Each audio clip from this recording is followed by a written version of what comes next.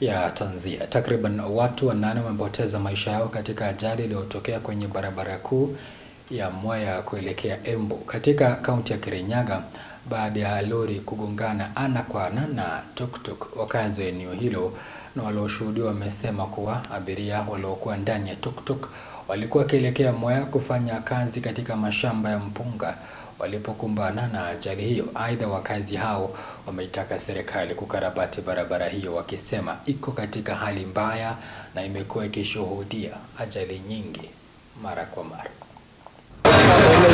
Siku ya leo tumeweza kupatwa na mshiba hapa Mwea katika karibu na daraja la Mto Morubara, ambapo lori imeweza kugongana kichwa kwa kichwa na tuktuk ambayo ilikuwa imebeba zaidi ya watu 9 na wakaweza kuangamia wote. Inasemekana kwamba ilikuwa inajaribu kupotelea mashimo ambayo ilikatwa kwa barabara wakati barabara ilikuwa inafanyiwa ujenzi, na hapo tukaweza kupoteza zaidi ya watu ama ya 900. Hii area in fact mahali tuko ni karibu na Srota, inaitwa Morubara Srota. Imekuwa black spot juu kwa muda sasa, ama kwa huu mwaka tumeweza kupoteza watu wengi kwa hii area. Hapa tu tumeweza kupoteza watu wengi sana, na hivyo tunaomba serikali kama itawezekana wakuja washibe haya mashimo, na ikiwezekana pia waweze kuweka bumps ambazo zitaweza kutusaidia.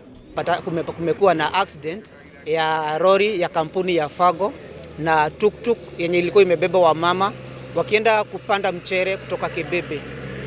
Kumekuwa na accident baya sana na tumepoteza mioyo 9 hapa, na kuna kijana mmoja mwenye amepata accident, amegongwa akipita. Alikuwa anaenda kazi nice. So tunaomba serikali ishikilie hiyo familia, na pia kulingana na venye hiyo lori ilitupa mwelekeo, ni kama hiyo driver alikuwa amerara juu ametupa mwelekeo akagonga hiyo tuktuk kisha ikaraliwa. So tumepata kuna accident imefanyika, kuna tuktuk imekanyangwa na lori. Kenye tunauliza serikali, hii barabara ni highway na hii highway imesimamiwa na Kenha.